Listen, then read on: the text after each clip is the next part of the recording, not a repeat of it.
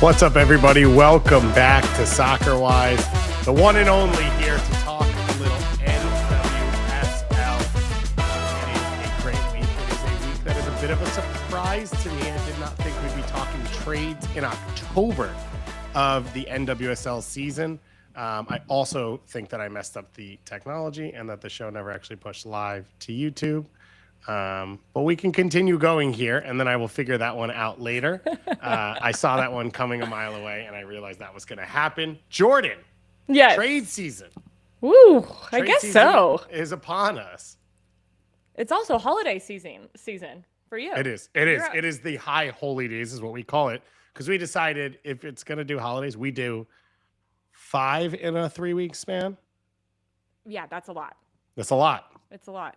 Yeah. So you're back at home celebrating with your family, which Yes. will be nice. Yeah, it will be great. We fast and atone for our sins, so it's not like fun. I wouldn't use that phrase, but I said nice, didn't I? yeah, it will be nice. That's actually a really good phrase to have used. It'll be nice. Thank you. Yeah, so it's what'd you say, high holy days and also trade season. Both things at the same time. It is, and it makes a lot of sense. And there are potentially some teams that have to atone for a lot of things. Feels that way right now. Because I think Portland fans are a little bit frustrated and upset. So that's one side of things. Then there's random other trades that I don't even fully understand for some of these teams. Feels like Houston's offering money if you want it.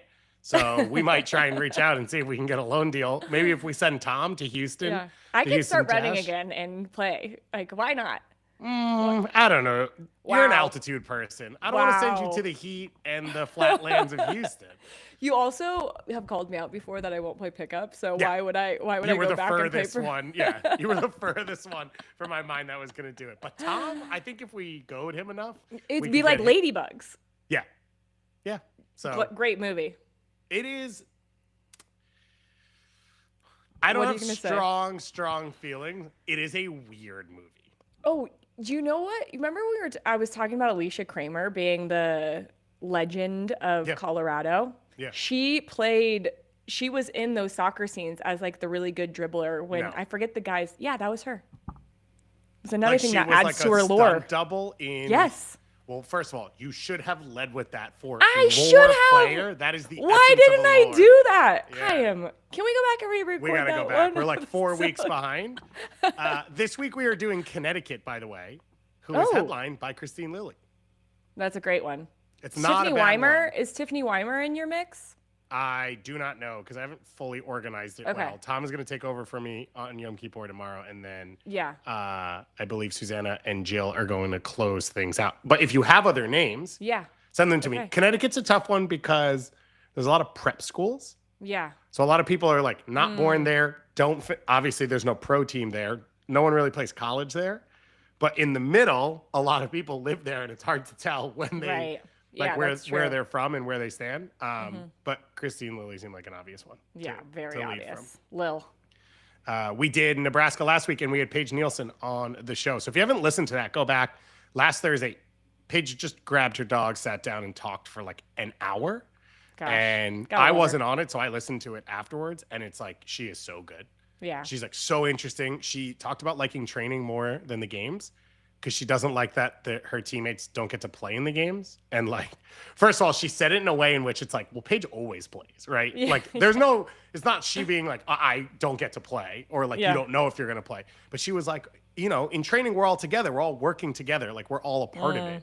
And it's like, that is a really cool thing to hear. That is cool to hear. Yeah. Different perspective. Yes. And one from a player who starts every single game for every program she plays for, whether it's college or professional. And at the time was trending high for Houston, heading into a potential playoff spot. That fell off a little bit more this week. So we will talk about the results from the weekend that are huge. The playoff spots keep moving. The standings keep shifting. Orlando was able to stop the slide. They now are in a more comfortable position. North Carolina looked to be riding high. Then they get pegged back by Seattle late. So that shifts a ton. Louisville finally gets a victory. They are back in. So we will talk about all those results, and then we will preview the big ones coming up this week that could decide it. Basically, Louisville, North Carolina this week is a playoff game, and then Gotham faces off against Seattle, which is 3 versus 4. So a lot can be decided in terms of who will get home field advantage in the first round, as well as potential matchups going forward. I would assume if you looked at things right now, the sweet spot is being 3 because you get a home game and you avoid Kansas City. Yeah. Washington looks pretty dangerous again as well. Also, if we ended up with Gotham, Washington in the second round of the playoffs again, that would be unreal. That would be, I hadn't even thought of that. That would make rivalry week that we put them in rivalry week and said, you must be rivals. Maybe they would actually be rivals if they get another one of those epic games. Yeah. So we have all of that to look forward to, but let's start with our big breaking news of the week. So I think it was last night that this hit. Yeah, I saw it last night. So I woke up to it this morning, completely out of left field, that Hina Sugita has been traded from the Portland Thorns to Angel City FC. The trade executed for $600,000 in intra-league transfer funds, as well as M.A. Vinola going in the other direction and will now be playing for Portland. So reminder, no player can be traded without their clearance anymore. So both of these players had to give the okay for this to happen. And we are through the external transfer deadline. So players cannot come into NWSL anymore being signed. But the intra-league trades are still permissible through the roster freeze date of October 9th. So they got this thing in kind of right under the deadline. And then the reason I am so surprised by this is it feels like with the external moves done, you can't do enough roster building anymore to shift things around, that a major move wouldn't happen because everyone kind of is set with the teams that they built and the teams that they were meant for. And we've already seen most of the trades happen where a player has pre-signed a contract for next year. And so they were able to work out a deal so that player can go now a little bit earlier, right? We've seen Linehan move. We've seen some other moves like that. Ali Watt, of course, signing, getting loaned back to Orlando. And we have a deal with Chloe Ricketts, sort of similar in a way like that we will talk about coming up. But this is a groundbreaking trade. So $600,000 in intra-league transfer loans funds equals Ali Sentnor for the second most in league history. And then Ali Sentnor only came as a single transfer, not with a player alongside. So if you look at total compensation, this is arguably the second biggest trade in league history. And that's happening after the deadline for transfers globally has closed. Yeah. So if I'm understanding the trade right, Portland get MA and the 600,000. And then LA or Angel City get Hina Sugita. Yes. Which says a lot about Hina Sugita. Yep. This is an excellent, excellent player and was not finding herself in the starting lineup as of late under Rob Gale in this Portland Thorns team, who has to be a little bit grittier, I think, than we have been used to in Portland. And Sugita, Rob has called her a butterfly. She floats around. And when she floats around, she can be one of the best creators in the league. Really a box-to-box midfielder, I would say, because when she comes from a little bit later and finds the final third as she's running into it, she's so fun to watch. And now I'm thinking, okay, how does that work in Angel City? Well, if I'm Alex Strauss, I'm trying to think, okay, think of his teams in the past, right? This Bayern Munich team. They have a lot of really good ball-playing players. Players that know football really well, who want to be on the ball and want to play through the lines. Well, I think Sugita fits that really well. I think they struggle right now to keep the ball well enough. So can Sugita do that and also do the demands that Strauss has on them defensively? I think that's going to be the biggest question mark for me as she tries to fit into this Angel City team. It is, I think all of that makes a lot of sense. I think part of this, you have to look one step up and remember that Mark Parsons is the person who recruited Hina Sugita really good point. to NWSL originally at Portland. He then left Portland, has now taken over in Angel City. And I think I look at this team and the way in which they have really searched around for an identity and something to hold on to this season and say, this is what we're doing going forward. And I think if you look at this combined with the Neely Martin move, now you're looking at an experienced veteran central midfielder. You're looking at a double pivot that can play together if that's what you want. You're potentially looking at a platform for Kennedy Fuller to play off of, which I would assume coming out of the Alyssa Thompson move, you went to and said, we think you're the future. We think you're a major part of this club. And we want to build a lot of this around you. And you're looking at a team that right now is bottom 5 in expected goals. Yeah. Bottom 5 in goals scored. And you're looking at a player who's one of the best passers and movers in the attacking third from her position in the league. But Gossam also, they have June Endo. Yeah. There's a one lot of of weird talent that doesn't fully make sense. Yeah. So do you play June Endo as a winger, and then almost it's a box, and you're asking a lot then of not Hodge, who's the outside back that plays on the left side? Why can't I think of her name? Sure. Shores. Yeah. I do that every time when I have Angel City. I get those two mixed up. So I am sorry, The two Evelyn rookies. Shores. I'm sorry, Evelyn Shores. Yes, you have Shores, who is like an attacking-minded player. Used to be a central midfielder mostly, and is playing at that left back spot. So you could shift and adapt. But then you've got Janstadter. So there is a nice balance to that if you can get Endo and Sagita in the game together. Yeah, I think it could make sense. Should we talk about the other side of things in Portland? Yeah. Because I'm really curious. You're going out to get a player, and this Portland team has lost every attacker that they've had this year, right? Smith is out on maternity leave. Kaya Hanks with a ACL. Dufour with an ACL. There's no Morgan Weaver. There's no Morgan Weaver. You're losing all of these really good wide attackers, and you bring in M.A. Vignola, who's awesome, but she's typically a left back. Reina Reyes has been a really solid left back for them this year. So are you bringing her in just to play her as a winger? Is M.A. Vignola only going to be a winger on this squad? It just feels like an odd person to bring in when you have such a solid foundation in that outside left back spot. I would agree with you. Now with trade, you have to think about it from the player's point of view and from the team's point of view. Mm-hmm. I think for Portland right now, it's like a pure player, like a depth play of like they are running. But she will start on this team. She's going to start this weekend. You think she starts at left back? No, I think she starts as a winger. Right. Because Dufour she can play as a winger. Right. But Dufour is hurt. They've already lost Hanks.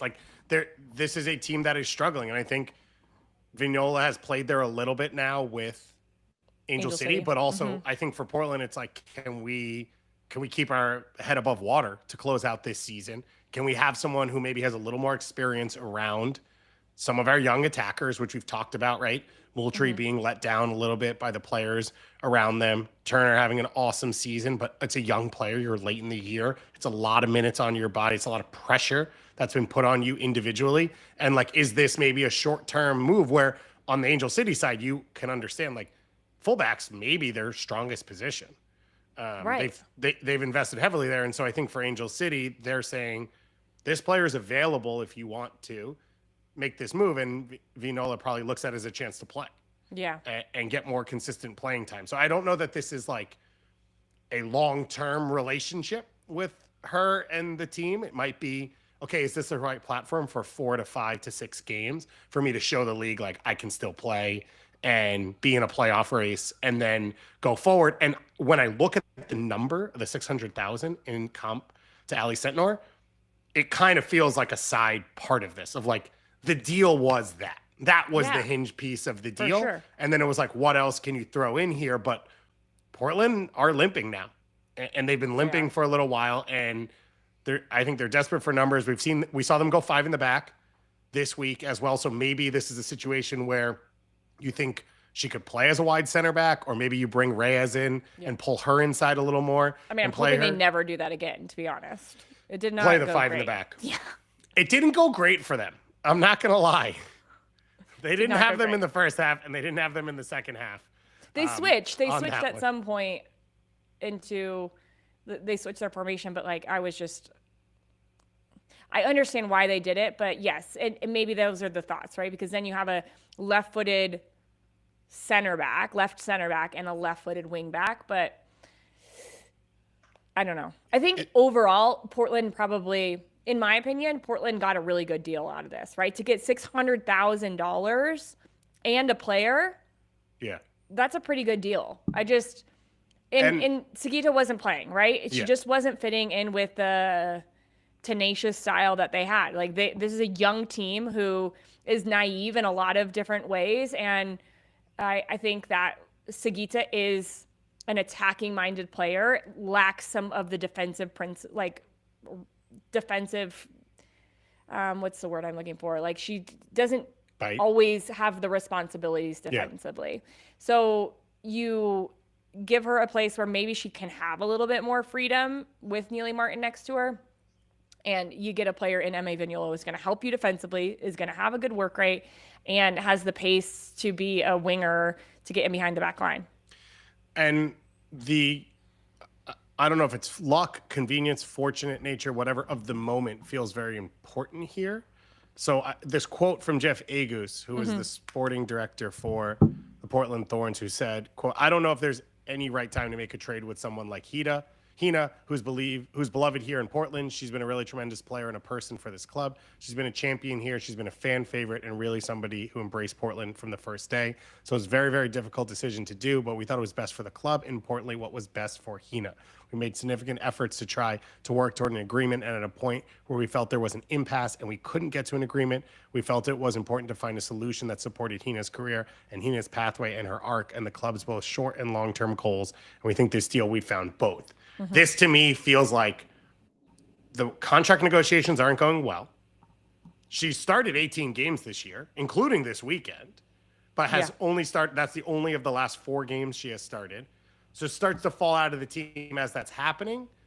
And Angel City reading the tea leaves and saying, we think this is possible right now.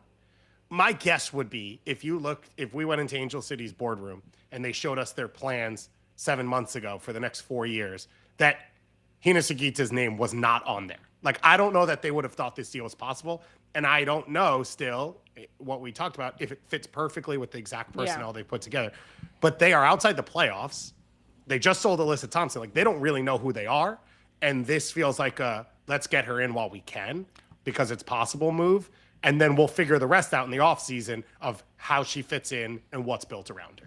And the last 2 moves now for Angel City are both championship players that have won a championship. So you bring in that experience because, just talking to Alex Strauss and knowing what he has accomplished in other places, like he knows that mentality has to be a part of this locker room. And this is one of the biggest markets in NWSL, and they have to show that they are going to compete on a championship level. So to get a couple players in that have done that is a really big move for them, and maybe sets a foundation that is different than they've had before, where now you're going into the next year with a couple of key pieces who know how to win in this league, and hopefully they add a few more in the offseason. And Jan's daughter, it feels like obviously not from this league, but also was a veteran move. And this is all coming in light of like losing Alana Kennedy. Like there's been a lot of up and down with this Angel City team. I think this is one of the oddest seasons quietly that we've seen in a while. They started the year with an interim manager. Then they hired a full-time manager who joins in the middle of the season. They come into the season. They, I think, score a lot of goals at the beginning of the year. Overperformed early, looked really fun. Then they end up selling maybe their 2 or 3 best players or losing them, but with no clear replacements in place. And then they finish now by making the second largest trade in league history after the window has closed. Like all of this is a little bit off, and it feels like they're catching up time-wise of it took a while to get Parsons done. It's taken a while then to get Strauss done, like all of this to try and figure it out. And the hope is that 2026 is like finally the year that it all works. And I think if you're putting together a winning team, Hina Sagita is a part of that. Will be her age 29 season next year when it starts. So like in her prime, someone who can carry a lot of the game, take pressure off a lot of people, in a position that they've kind of looked to fill in this way for a while. Zalem was a part of that. Like they've made moves in the past to try and find players like this. And it feels like now that, they finally have a brain to lead the whole thing and like a central force for all of them to play off of. For both these teams, it was a losing weekend. Let's start with Portland. We mentioned it. The 5 in the back, they go on the road to Gotham in what was a huge game. 2 teams not separated by much. And Portland didn't really come to play. And it got tough for them really, really quickly. Midge Purce, first goal back from the injury, is able to score, getting the start for this team. And Jaden Shaw gets her first assist for Gotham. So now 5 unbeaten in a row for this Gotham team in NWSL play. They've had CONCACAF play as well. They actually play Washington Spirit in CONCACAF tonight. So we won't be talking about that game because we don't know what happened unless you want to give a guess. Ooh, Gotham Spirit? Yeah. That's going to be a good game. I know. I don't know who's going to play. I know. It'll be rotated. So. But Lily Real and Portillo did not start in the last game. Yeah. I think Stengel came off the bench at halftime in place of Esther. So there well, that's are the some thing with options. both of these teams. Their rotations are pretty good. Yeah. Yeah. So Maybe there some of are the some best in the options league. in there. Yeah. But it is a fascinating run here for this Gotham team.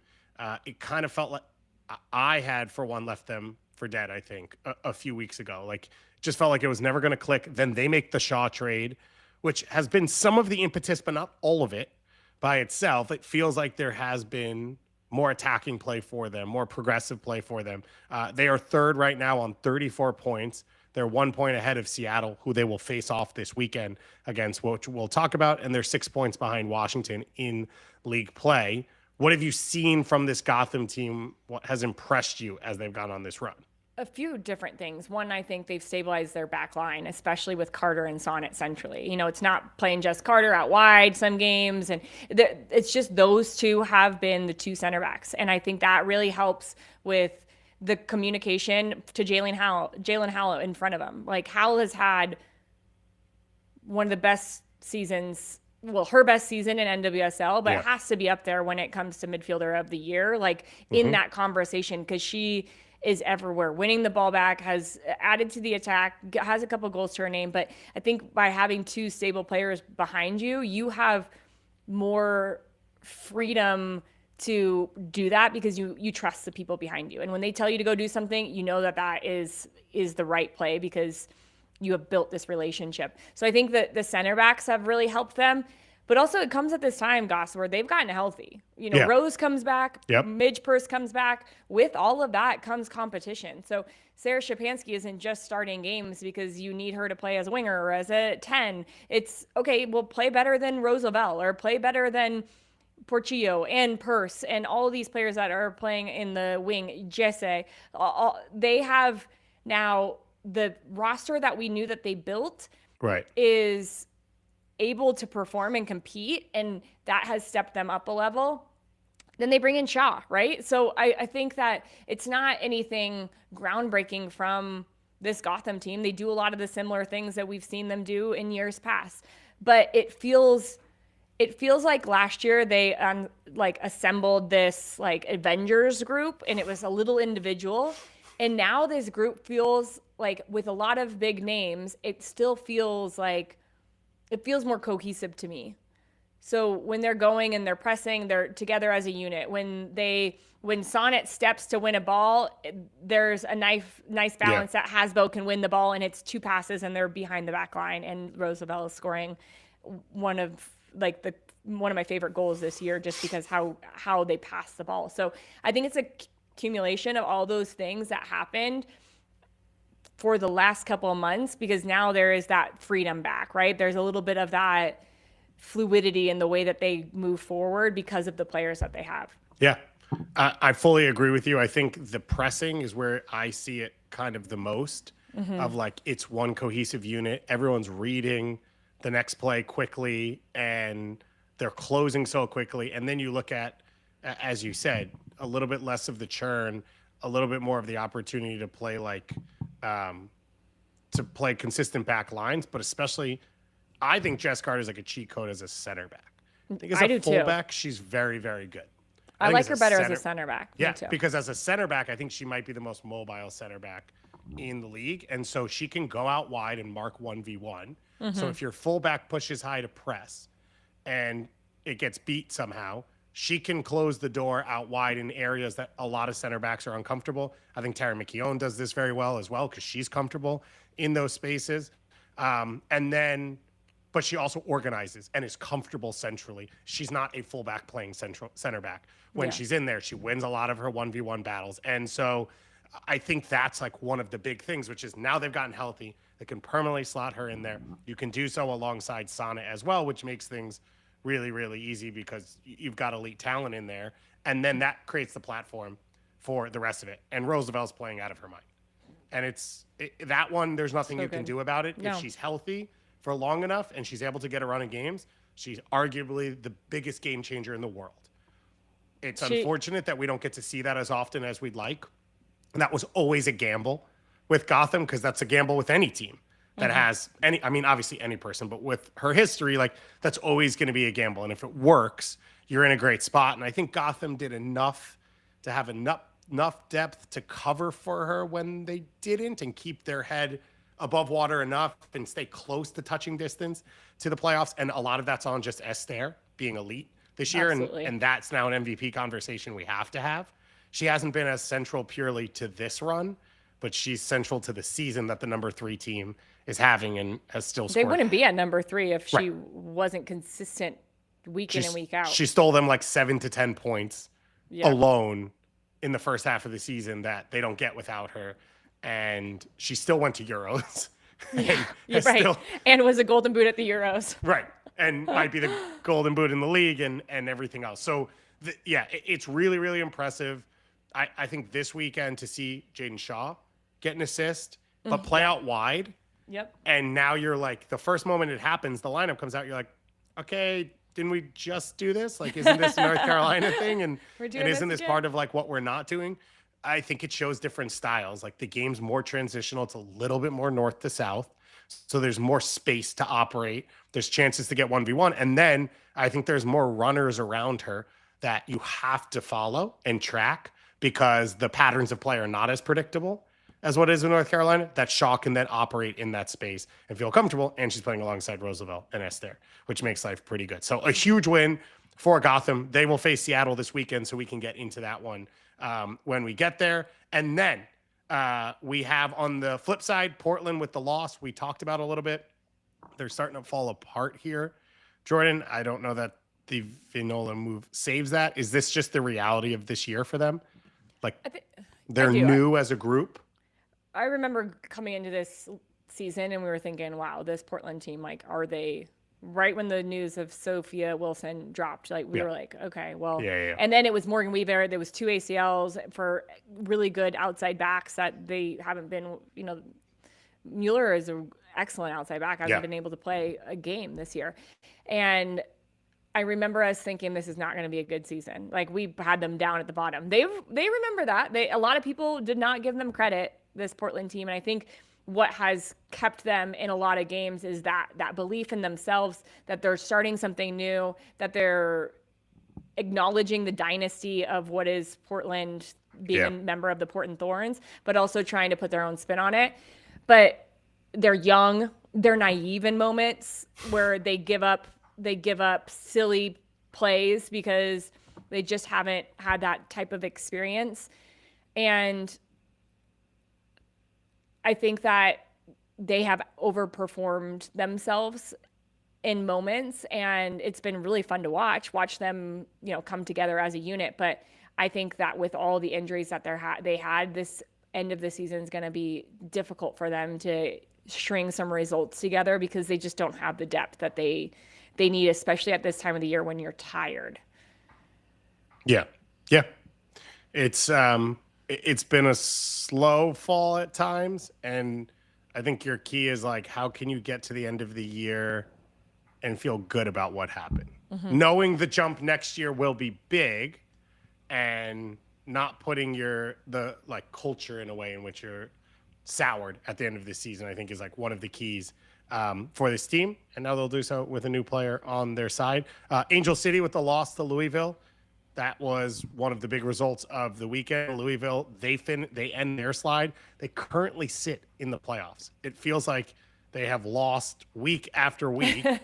And somehow they went from top 3 all the way down the standings. And then I was shocked when I looked at it and saw that they were sitting in 8th place right now, 1 point ahead of North Carolina and just 2 points behind San Diego. Their first win in over 5 matches in this game, and a huge moment for this team because the whole ball game is making the playoffs, and this is a big first step to getting there.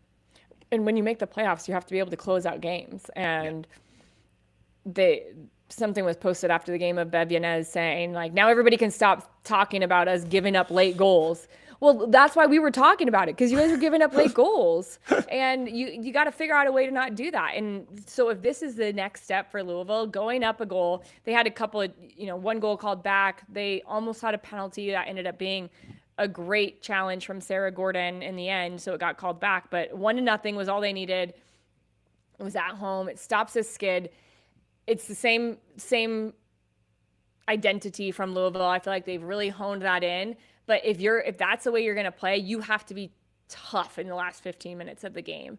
And that is one thing that if they were going to get themselves out of this, you can't go into the playoffs thinking that you're going to leak goals at the end of the game. Yeah. So I think that's good for them. I don't know. Is everyone just kind of rooting for Louisville to make it? Because you have to. You have to. It's been so many years now in 9th. Of course you root for them because of everything that happened with Savannah DeMello. She was a little bit of the heartbeat of this team, and now going through the medical stuff. There's just other external things that you're just like, come on, we need you to make the playoffs, guys. Also, if you don't make the playoffs, don't finish 9th. Don't finish please 10th. Don't. Finish 11th. Yeah. They have finished 9th every single Exactly. season. Yeah. And it has been, at one time it was last in the league, and it has progressed now. Technically, it's gotten better in the standings every time they finish 9th. But is it better? No. Because then you're still the one spot out of the playoffs. A piece of note out of Angel City, besides the trade they made, is that Allie Riley announced that this will be the last season of her career, and that she'll be retiring after. One of the greats internationally, was able to captain her country in New Zealand at a home World Cup in 2023, which is a one-off that very few people will ever experience, and I think a real trendsetter for New Zealand players and what was capable, and then a great career in NWSL as well, and we doing what we do now as well with the media show with Sid. So I think someone who clearly won't go away and will be a huge part of the sport and the atmosphere around it, but a great career for her on the field as well. Yeah, congrats to Allie Riley, someone I played against for a long time. Rivals at Stanford, played there, ended up beating me for Rookie of the Year back in WPS because she started every single game of the year. So I will give her that. As a rookie, pretty good. I did score a lot more goals than she did. I was trying to push that media to give it to me, but if I'm going to lose to anyone, it's going to be Allie Riley. You didn't trust the media back then. Now I do. Oh, now totally. I just trust everything they say. And now for her to continue to play, to go through some hardships here at the end of her career, but to get back on the field and be able to call it herself, it's really cool. I know that she'll continue to do great things. She is a character and will add a lot of enthusiasm to this side of things. So I hope she enjoys these last few games as a player. Played for some of the huge clubs in the world, played Bayern Munich, Chelsea, Rosengard, and then finishing out in NWSL. The exact number is 163 caps for New Zealand. Woo. Does not That's happen. pretty good too. No, it doesn't, because New Zealand doesn't play as much as the United States, right? True. They're not playing as many international games. But still, that's good for her. Yeah. That's amazing. What a career. Shout out to Couture in the chat, who says Giselle Thompson is so good. Didn't notice before how much hat is in her game. She's a huge part of what Angel City's building. It's why they have filled those fullback positions so well. It's one of the deeper position pools in the league for any team, but especially for this team. Let's talk about the other trade that occurred. One that is bizarre to me and makes little sense, but Chloe Ricketts has been traded from the Washington Spirit to the Houston Dash for $15,000 in interleague transfer funds, and then has announced that she has signed a pre-contract because her deal is up at the end of the season. So you are allowed to sign a deal with the next team, with Boston, one of the expansion teams coming into the league. So Washington gets some money for a player that they don't use that much. Houston gets the player, and then Boston will have her for the future. So it's not like Ali Watt where Houston is getting paid to have the player on loan. And there's like 4 games left in the season. This just seems like a weird move to me for the Dash. Yeah, I'm guessing Washington wanted to loan her out for those games so she could play, or Boston did. I guess Boston wanted to loan her out. And so worked with Washington to find a team right now who needed a player at the price point. Like, I guess we should. This whole free agency in the middle of season, does it happen in any other sport? No, because soccer is the only sport where you can sign these pre-contracts. And so I think what we see in global soccer, right? Let's take it outside the US where there's not salary caps, things are a little different. You kind of don't let players get to the last year of their deal. That is like traditionally what I think most sporting directors try and do. So if you can't get an extension, you sell the player, right? The transfer window before the 1 year starts. So you're working on it either the January before, if you're in Europe and that's what it is, blah, blah, blah, or whatever. And then I think if they're not going to stay, you try and transfer the player to the team they're going to go to, kind of like the trade thing that's happening. Yeah. Which is like, okay, you're going to North Carolina anyway, like we'll trade you. The way it's working in NWSL right now is something I've never seen, but also it's a system that's never existed anywhere. Yeah. Like you're pulling like 5 different sporting systems into one and you're figuring it out on the fly. There have been times where players have signed pre-contracts with other teams that are officially announced and then just finish the year with the team they play for, which is a bizarre circumstance to happen as well. Yeah, it's just kind of bizarre. I think I understand the idea of talking to a team to figure out what you're going to do the next year, but in your season, like that happens, right? Yeah. Like just you could talk to them, but these getting announced and then the trades happening or the trade back happening, it just is a new thing that I have to get my mind around. Yeah, because it just feels so bizarre in moments, but I feel like the winner in this has to be the Spirit, right? Ricketts doesn't play very much. They get $15,000 for a player. I don't really. Chloe Ricketts can play as a winger. She can play as a central midfielder. I'm just trying to see what she's going to add to this Houston team who, they probably need depth in like just pieces right now. Somebody to come on. Like, to me, this is not a starting piece for them going in these last 4 games of the season. If anything, she comes in and adds a little spark to the end of a game if they're in need of a goal or some creativity. But it's an interesting move. All of it is interesting. Yeah, I agree. My sister's dog is making a lot more noise than I expected. I can't hear him. Oh, well, he's scratching himself, and it keeps sounding like someone is banging on the door next to me. That's how loud he is. Shout out to Mamadou, who is my special guest for this show. I agree with you. Listen, I didn't think about this until we started talking about it. If somehow $15,000 in allocation money finds its way from Boston to Houston over the next 6 months, I wouldn't be shocked. That's probably the part we're missing. But Boston could just do this, which is they could give it to Washington, acquire her, and then loan her to Houston, which is what Denver has done to an extent in terms of the Ali Watt deal. So I don't know why that would be the case. This is why I'm like, I feel like we just add another step in here that was like not a necessary step. Right. But it is, the whole thing is very bizarre. Now, in saying all of this, just on the overall sports side, I'm a huge basketball fan, so that's like the one I always go to with this stuff. Okay. Like, Breanna Stewart and Courtney Vandersloot signed with the New York Liberty the day free agency opened. I don't think they woke up that morning and they said, I think we'll move to New York. Right. And this is something that those leagues are chasing constantly, which is this quote unquote tampering.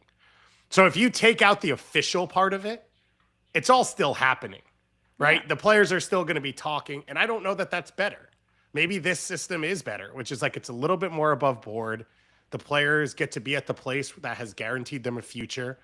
And as a team, you get control of that player. Like, what if you sign a player for next year and the current team is like, well, this player's not going to be here. We're just going to keep rolling them out there. Or we're going to play them out of position because that's what we need. That's best for us. And it doesn't really work for the player. So I think this is something that will get tweaked as time goes along, as we learn the new CBA and the way Right. everything is built. And the expansion teams have thrown a weird wrench into this of like, we've got money, we're signing players, but we have nothing to do right now. And maybe that's made it even more bizarre, but it does feel odd the way it's all been set up and the way it's all happened. And for Houston, it was an interesting one. I wonder if they went to Washington and they were like, post game, they were like, hey, does anyone want to come back with us? Like, does anyone want to join our team? Because you guys are really good. The Spirit put on a show, 4-0 win over the Dash. This was the big test that we talked about last week for a Dash team that had cobbled together some good results. Yasmin Ryan was on this elite run. They were getting the 1-goal wins, the 2-1 wins. What could you do against one of the heavyweights in the league? And I think we saw a little bit of that chasm, whatever, in class. The big moment that everyone's talking about is Sofia Cantore's back heel. I have to go on a sidebar here. I played youth soccer with a player for a summer whose father played for FC Porto and won a Champions League. Whoa. And coached Algeria and was the coach when Zidane apparently was told he was too slow to play for them, which they deny ever happened. And he scored this goal in a Champions League final, which was like, ball comes in from the side and you swipe through with it's basically a Cruyff into the goal. Yeah. And my friend used to call it his dad's name.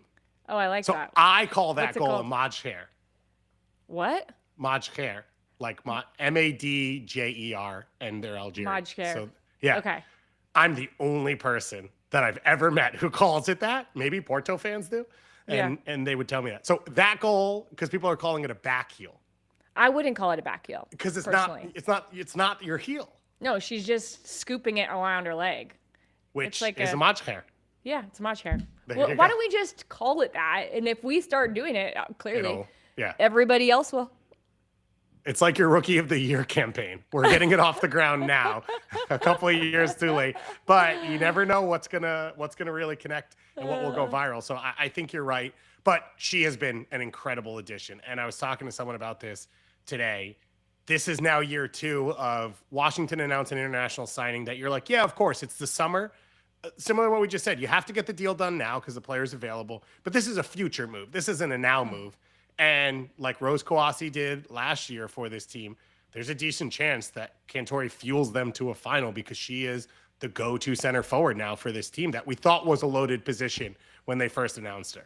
But she gives me Ule Sar vibes as well because she likes to play off the line and she'll come and meet the ball at really good timing, right? She's not typically like back to goal, which she can be, but like she wants to have those little sneaky runs through the back line. Like she doesn't end up scoring, but it's Carl who has the ball on the right side, and Carl like whips a ball in that seam between the back line and the goalkeeper, Abby Smith.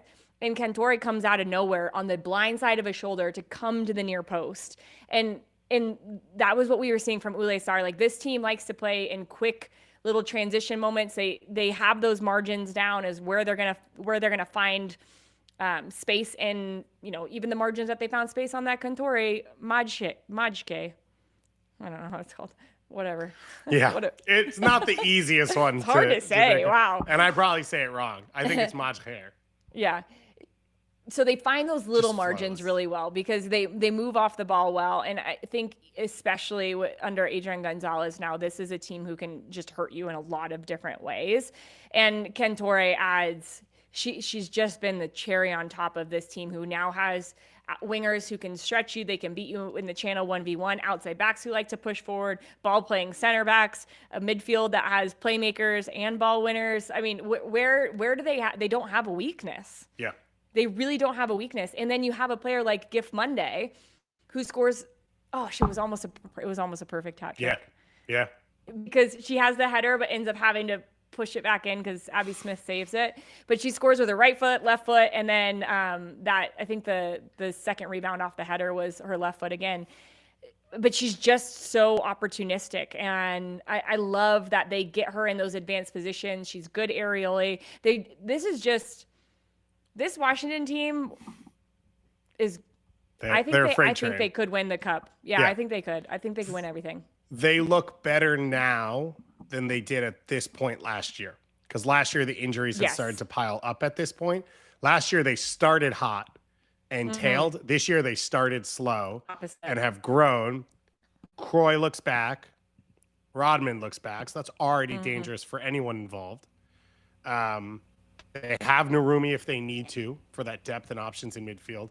You talk about Gift Monday. So now that's a true, legit goal scorer or winger, whatever you want in all of that. The only piece they're missing right now is Bernal, who, if everyone is healthy, it's okay because they can cover. Bernal is it doesn't matter who gets hurt because she's the Swiss Army knife to fill in for all of them, right? So whether it's Esme Morgan and Casey Kruger, imagine if they had Casey Kruger healthy too. Yeah, absolutely absurd. Yep, this team is loaded.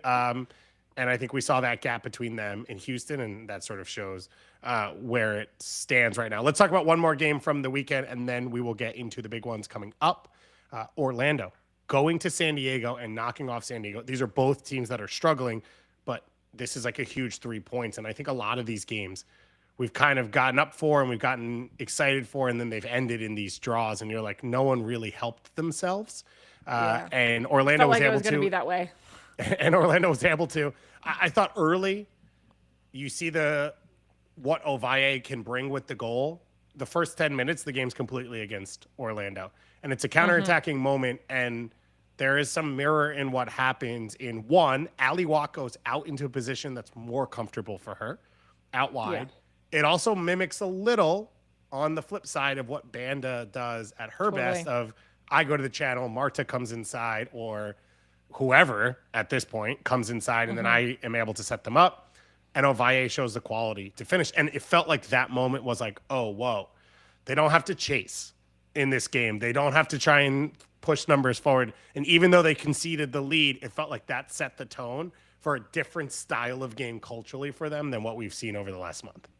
Yeah, it felt like they had the right mentality in this game, a belief in themselves that, like, hey, we have to get results here. Like this, especially with the week that they had, they went and played in Mexico City last night, ended up losing, and now stay on the road and go to Houston. It was the start of a really big 3 games, and they knew that they needed to start off well. It's the same energy I feel like Orlando gave after they gave up the goal, or after they scored the goal, as San Diego when they went on the road to Portland. I felt like that was just like I felt like San Diego was going to win that game.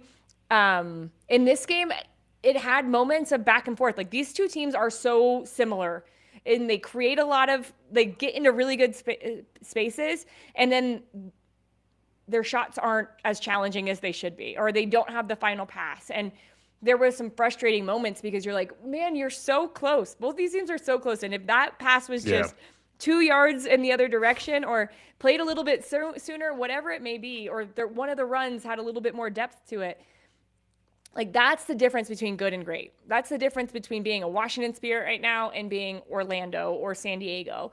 And hopefully for Orlando, especially after they get that second goal, which was a really good recognition that was really the only time there was space behind the San Diego back line.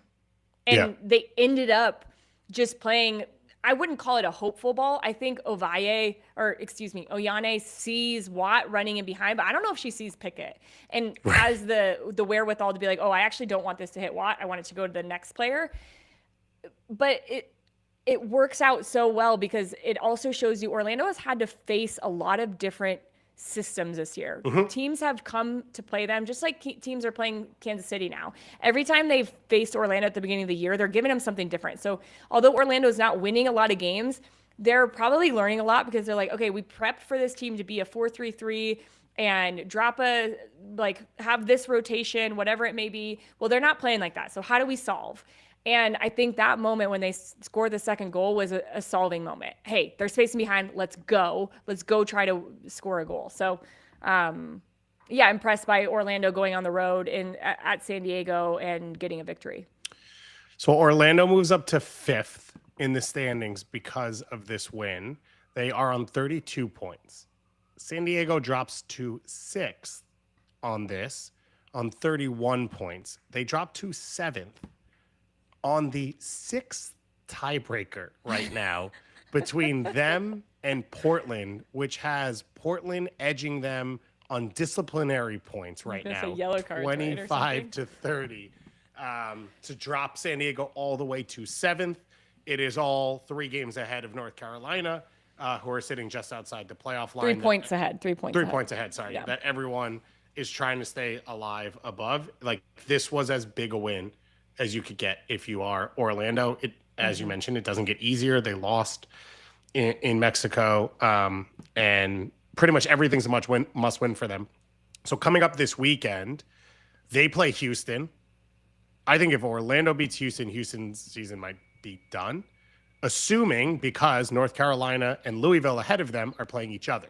So one of them is going to pick up points. So if Houston loses, and even if it's a tie, they are now 4 points behind Louisville in 8th place, which is probably too much to make up with what's left in the season. And that is probably the biggest game of the weekend. North Carolina hosting Louisville in, for both of them, basically a playoff game. Whoever wins this game will finish the weekend in the postseason, or on a tie, Louisville would remain 1 point ahead. And I thought North Carolina was going to steal 3 points in Seattle. They score the goal. Steal? Yeah, they were the better team. And not just like, oh, North Carolina has possession. That's what they do. They looked really comfortable and composed throughout this game. And it felt like Seattle's only answer was Darlene's speed. And like, if she could create a moment of brilliance, she would. I do knock a little, and I think it was said on the broadcast well, of like, as you watch Darlene, though, be a danger, where is the help? Yeah. Like, if that is the number one threat, where is the recognition throughout the game of like, we got to get Williams help? Like, there's no reason to be isolated 1v1 against the only player who seems capable right now of creating a moment. And then you give up a goal that gets called back because of VAR, and you still don't bring that extra support. And it feels like the margins are so thin for North Carolina that was a really tough thing for them to mess up in whatever way you want to phrase it. And Seattle steals the 3 points from them in North Carolina. This long trip, it's a tough experience. It sets you behind because of how late the game is for the next week. And you could have gotten everything out of it. Now you go home empty-handed. Yeah, you can see the disappointment too in North Carolina, because somehow, and the game did change, I thought, when the substitutes were made for both North Carolina. They'd bring off Manaka, they bring off Shinomi. Can't remember who was the other player that came off. But those players, I think, without a Denise O'Sullivan, those players in their ball retention, in moments where they're under pressure, it's way more noticeable when they're not on the field. And then at the same time, it's Seattle who's making moves. And I loved Gary Bailey on this call, because he kept saying, Emery Adames, Emery Adames, Emery Adames. And the substitutes that came in for Seattle made a huge difference. They got on the ball more. They were a little bit more forward thinking, because this Seattle team is not the most fun to watch. They will sit back. They don't want to give up goals. They've been pretty good defensively, because that was been the main focus for Laura Harvey after last year, is like, we can't give up 44 goals again. That's way too many. And it is too many. But then they lack the ability to go forward and have any kind of threat in front of the goal. But they make the subs and they get a hold of the ball a little bit more. And then it was just a couple of chances. So if you can score those few chances that you have, you've got a good goalkeeper in the net. I think Claudia Dickey's expected goals against differential is the best in the league. Like, she will make the big saves. She will keep you in games. So then you can sit in and defend. It shocks me, guys, that this Seattle team is sitting in 4th place right now.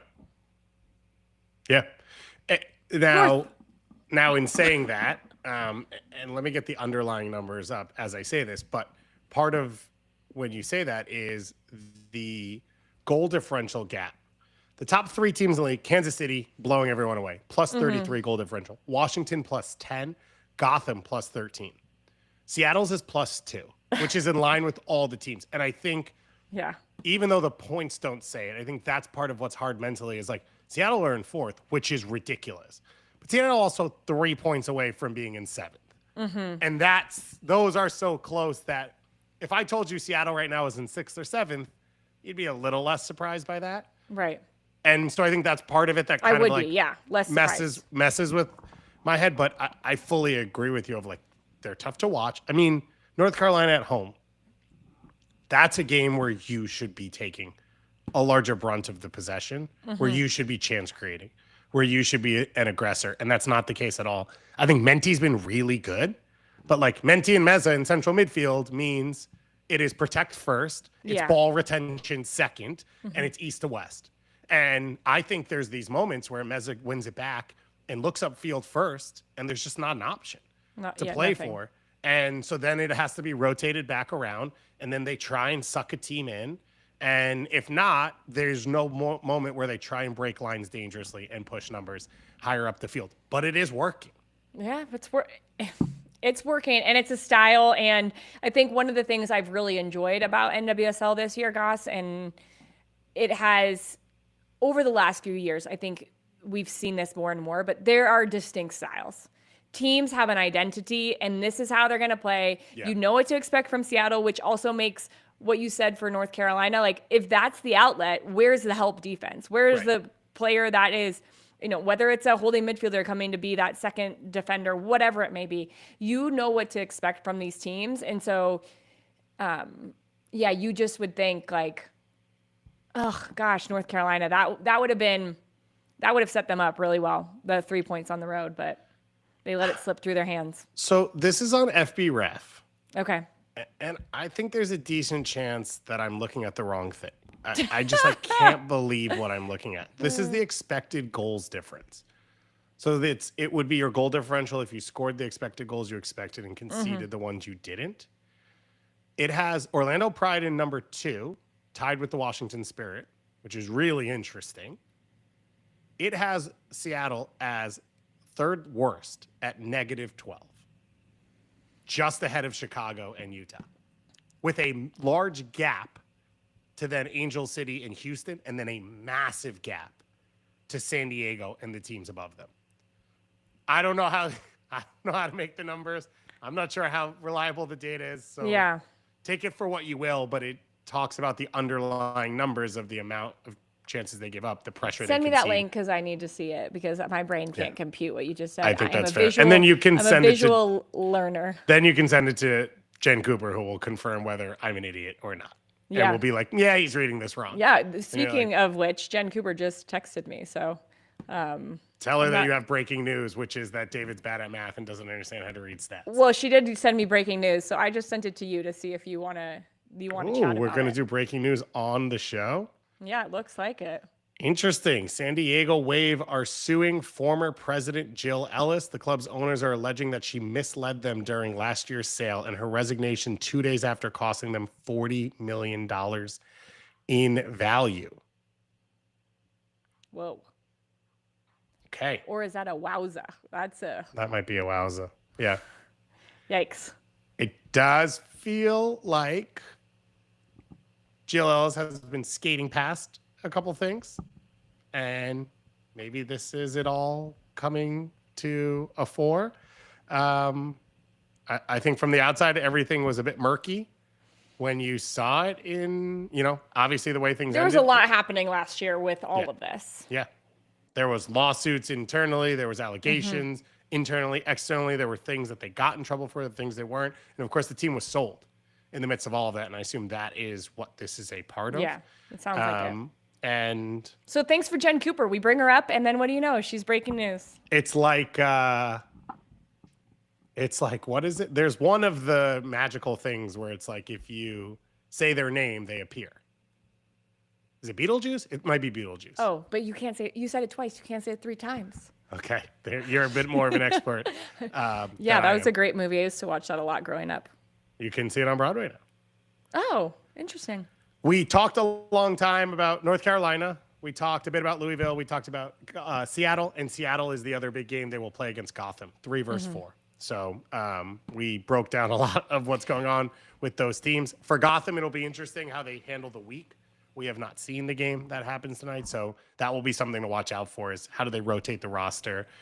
They moved Porchio out of the starting lineup, Jace out of the starting lineup, and Lily Real, as we said. So there are options for them to move some things around and keep their momentum going. And this will be a place for Seattle to prove, like, can you really defend against the best? Because if you're going to make the playoffs, these are the teams that you're going to have to stop in this defensive formation that you've opted to go with. And I think this will be a really good indication if Seattle can stop Gotham. I think they're on the road. I think it's at Gotham, correct? Yes, yeah. Correct. If Seattle can do that, this might be a team who could win playoff games because that's what you're going to have to do is rely on their defensive stance, structure, keeping everything in front of you, and maybe a Dahlin goal. One of the people we didn't talk about, we don't have to dig in long, but Hasbo's been a really good addition. I like her. Yeah. Simple. She brings a little bit different. It feels like she connects the attack to the defense a little more. And I don't know. We talked when they got Shaw of like, okay, that's now going to be Rose's position, and we've seen her play there, and I think she's done a really good job there. But it's just a different style if you want to, where you can have her in there and push Rose higher, or you can play Shaw and Rose together, or you can play, I don't know, Howell in that spot and see if you can find a Neely Martin replacement in the future and whatever it is. But she's been a really good addition. There's some really good young central midfielders, Meza and Menti being two of them as well. It's been a great season for some of these young players. We're going to talk about that coming up because I'm very excited, as always. I'm literally wearing a Kickback Media t-shirt, which says Play the Kids on the back. Speaking of, I love it. Last week we did our 50 states of soccer. We did Nebraska, and I put Sarah Weber down. No questions asked. She is two-time Nebraska State Player of the Year. She's the all-time leading goal scorer in University of Nebraska history. She's scored over 40 goals in college. And I think she's been influential for Louisville this season in the way she leads the press, the way they pressure when they've had their moments of success. But she hasn't had the goals all season. And that's kind of been one of the pushbacks. Until now. When I've said to people, like, she's one of the best young players in the league, and people are like, well, she's a center forward that doesn't score. And that's not really a thing. And you're like, well, we did Nebraska. We talked about her, and she scored. So hell yes, Sarah. Can I also just say that goal, I have asked on broadcast so many times, like for people to just throw their body out there, like stick your leg out. And she does. She's running back away from Sears when she wins the ball and then cuts her body and just like karate kicks her leg.